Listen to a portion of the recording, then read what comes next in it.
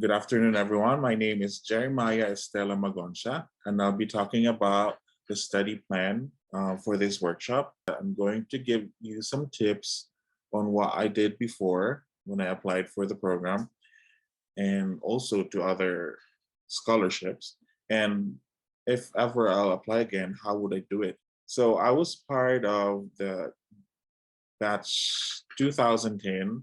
We were still called KJSP at that time, and I had both language program and my major, both at the same school at Seoul National University. And I have several experiences in writing a study plan, and some landed me successfully with scholarship like this one and other scholarships as well. And one thing I could say, there is no perfect formula for a study plan, but hopefully through this talk, I can give you some tips and guidance on how to write a decent and proper study plan.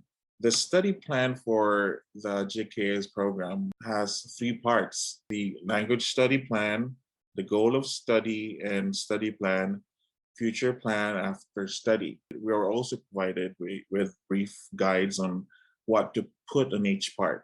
So to you need to consider carefully these guides that they put in the application form, because these are the things that they're actually looking for. Don't just see it as okay, maybe it's just there, but it's really what they're looking for. So you need to be answering this one. You need to be putting these information that they want from you. So let's start discussing about the language study plan. For me, there are two parts in a language study plan, the before and the after. So before is before you go to Korea, and after is when you start the language program. Why is there a before? Why is it needed? Why can't you just make a plan when you're already in South Korea, right? Well, it is needed because they need to know how serious you are, that even before the program, you've already planned something for it.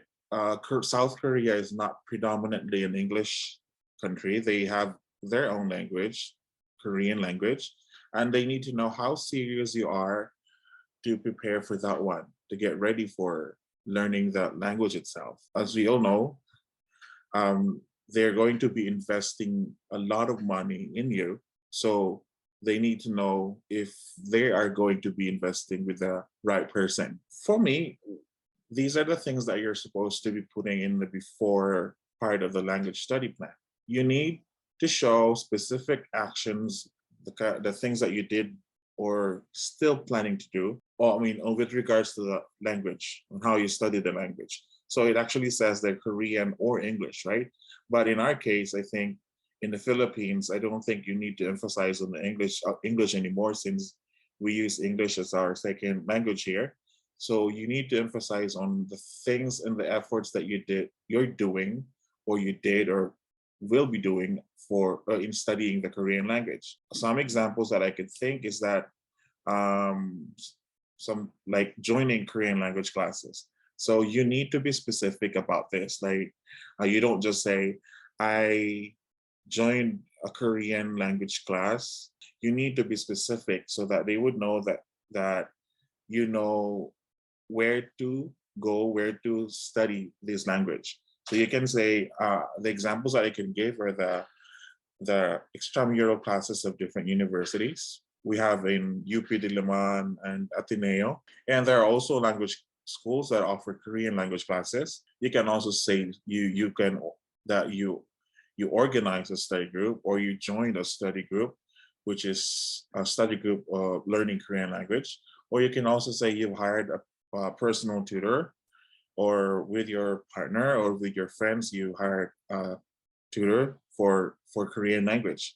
Another thing is you can also say that you're doing self-study.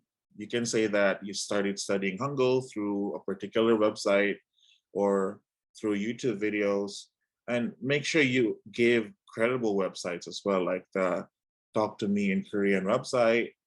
So anything that would, or you could say that you've been getting lessons from Sejong Language Institute, so things like that.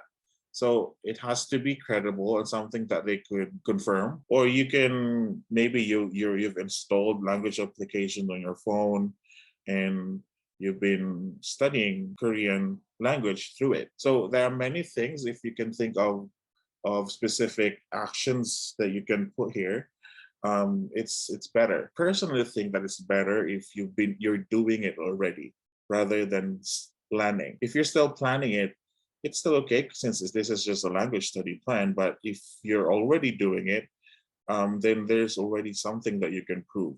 Although the problem with that one is that when it comes to interview, they might also be asking you, okay, about the Korean language, since you said I've studied Korean, something like that. So you must be prepared for that one as well. And also, if you, in your university days, if you studied Korean as one of your foreign language courses, then you can include that here, that I studied Korean when I was in my undergraduate. You must also show some interest in the Korean culture. So as a Korean language teacher, I know that it's easier to learn Korean if you are interested in the culture. But then you cannot focus on this one.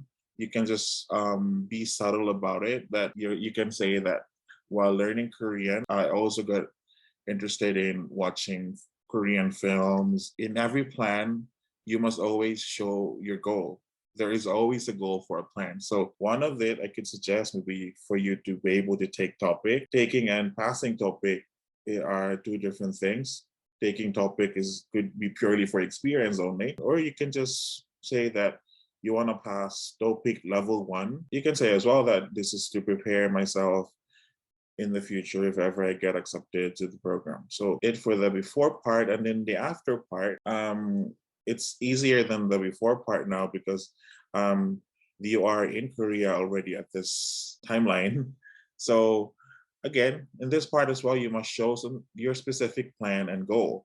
For your guidance, you need to check the Korean University's language schools schedule levels so that you will know what you're saying. And you can say that you're going to join Korean body clubs, make Korean friends, form a study group.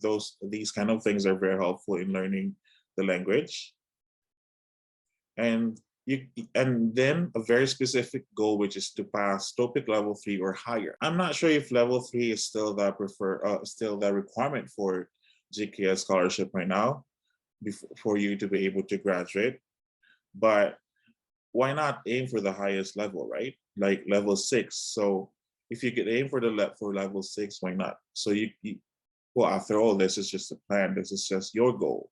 So if you aim for level 6, they could also sense how serious you are in learning the language. And then after this language study plan, we have the goal of study and study plan itself.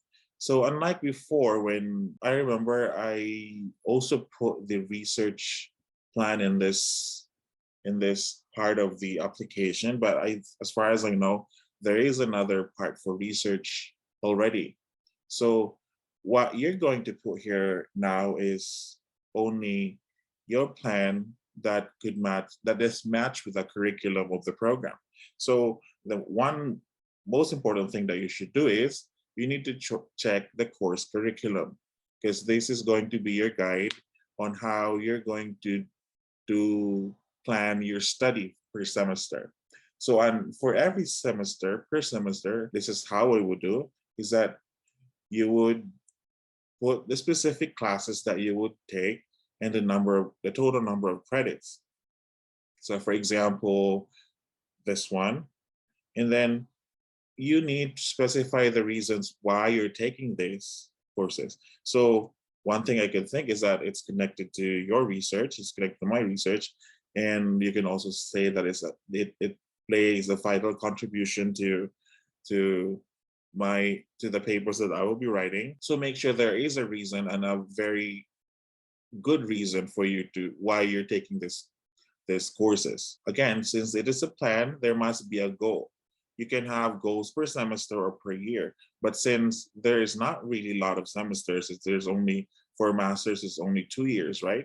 And so there's only going to be 4 semesters. So as much as possible, you could make it into per semester. Some of this is that maybe for this semester, I would start writing the thesis, gather data. Those are this kind of goals that you can do per semester. Or of course, there's more for that to that one, depending on the semester. And also, you can have as outside of the school, you can have some extracurricular activities as well. But these extracurricular activities must also be connected to your program. So you do not just say, I will go to the park or I will go to the concerts and enjoy K-pop groups or look hunting celebrities. No, you cannot say that. It has to be connected to the program as well. So these are the things that I can think of that you could volunteer. Maybe you could volunteer in your lab, depending on your major, or volunteer for a project, or you could do internships in Korean companies. You can do that during vacation, or in Seoul they offer internships every vacation where you can do internship at different institutions in Seoul. So and of course you can join PICO. It's the organization for Korean scholars, for Filipino scholars who are in Korea. You can explore possible professional memberships. You can join conferences, workshops, events. And this one, you could put it in your goals per semester. If you're a molecular biology major and you want to present a paper in a conference in America in September, and September falls in your second semester. So you can put that as a goal in your second semester, that I plan to join a conference and present my paper at the American Association of Molecular Biology. So I'm not just making it up, but this could be possible. So be specific with this one as well, so that they would know that you know what you're doing. You're serious about it, and then you know the path that you're walking. For your future plan after study, there I can also see that it's divided into two, which is in Korea or outside of Korea. You can put what you're going to do in Korea or outside in Korea, or you can do both. You can say that you plan to work in Korea, but you must be very specific about it, and it must be related to your major that you're taking. Again, be specific, like the company name or the industry, the kind of work. Like, do you intend to work as a researcher or as a lecturer or as an engineer? And be specific with the number of years you intend to work or stay. For me, the ideal number of years here would be 2 years, because it's easy to justify. You can say that I would like to stay for 2 more years in Korea after graduation to help me finish my graduate school. So because of that, I plan to stay in Korea for 2 more years so that I could also serve for that. Well, something in line with that one.